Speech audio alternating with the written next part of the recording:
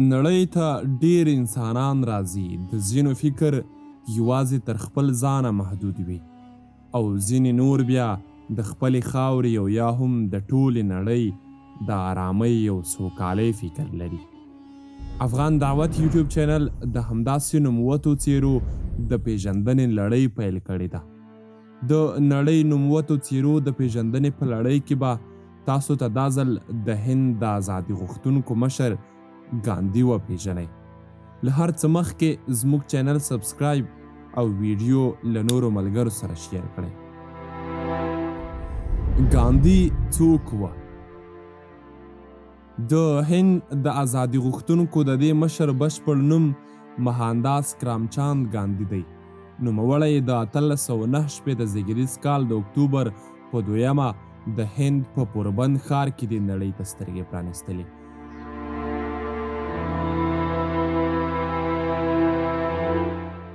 کورنۍ یې په ټولنیز او اقتصادي لحاظ متوسط حالت درلود.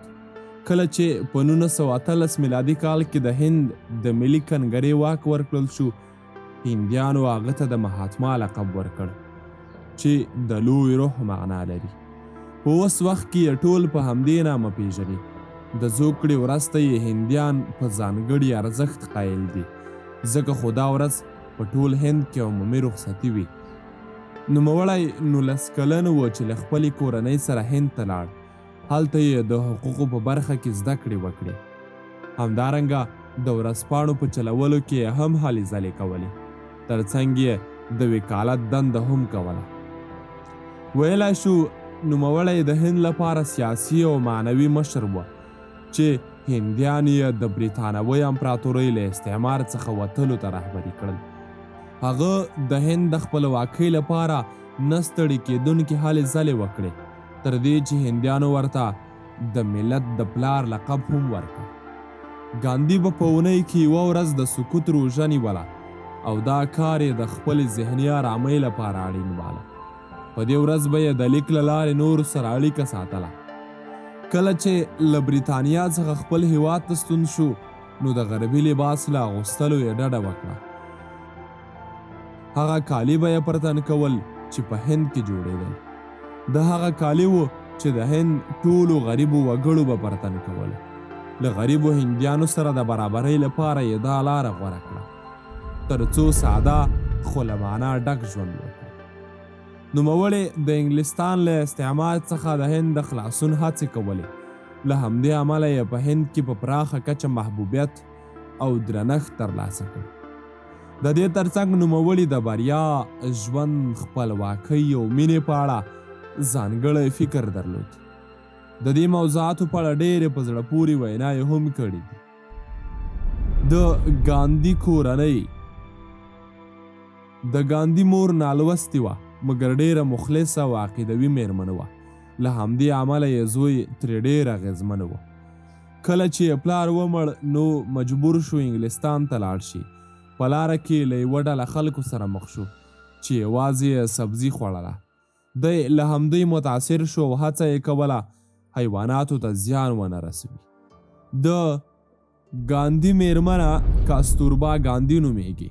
هغه هم د ازادي غوښتونکو ډلې یوه مشره وه چې د خلکو ترمنځ یې د ما یعنې مور په نوم شهرت درلود.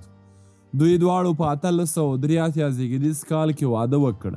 په دې وخت کې عمرونه 14 یا 14 کاله و.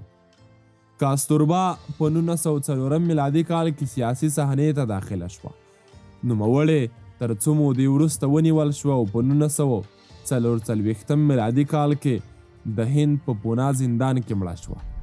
دوی 4 اولادونه لرل چې هاریلال، مانیلال، ردماس او دوداس نومیدل. د ګاندي کتابونه. دعا یا ستاینه، ټول خلک برابر دي، ولې له مرګ ویره او پرې ژړل. دا 3 د ګاندي پاتې کتابونه دي چې د په خپل لاس لیکلي دي. د ګاندي وژل کېدل.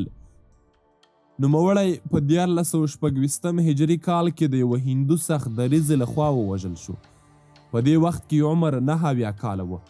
قاتل پر دې باور و چې له پاکستان سره د هند اړیکو د هندوستان شان او شوکت ته زیان رسولی، نو ځکه یې ګاندي وواژه. باید ووایو چې له دې وړاندې هم هندو سخت دریځو د هغه د وژلو هڅې کړې. د ګاندي ویناوې. ګاندي زموږ د خوږ پیغمبر حضرت محمد صلی الله علیه وسلم په اړه وایي: ما غوښتل د هغه ستر انسان په هکله وپوهیږم چې د میلیونونو کسانو په زړونو پاچاهي کوي. کله مې چې د هغه د ژوندلیک دوهم ټوک کتاب بنداوه، نو په دې افسوس راغی چې ولې ما د دې ستر شخصیت په اړه کافي معلومات نه درلودل. بل ځای وایي: اول ستاسو حق خوري، بیا در پورې خاندي، وروسته در سره جنګیږي، مګر بالاخره تاسو بریالي کیږئ. انسان د خپل فکر محصول دی. هغه کس ترې جوړیږي چې څه ډول ګمان کوي.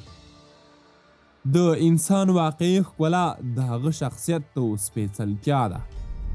بل ځای کې وایي: له تواضع پرته خدمت ځان غوښتنه ده. د انسان په توګه زموږ لویه وړتیا دا نه ده چې نړۍ بدله کړو، بلکې دا ده چې خپل ځان بدل کړو. که کار کوئ په مینه یې وکړئ، که نه هیڅ یې مه کوئ. بل ځای کې وایي: چیرته چې مینه وي هلته ژوند هم شته. هره شپه چې ویدېږم مرم، هر سهار چې ویښېږم بیا ځلې زیږم. هغه تغییر واوسه چې غواړې په نړۍ کې ووینې. که غواړئ په نړۍ کې واقعي سولې ته ورسیږو، پر ماشومانو باید زده کړې وکړو.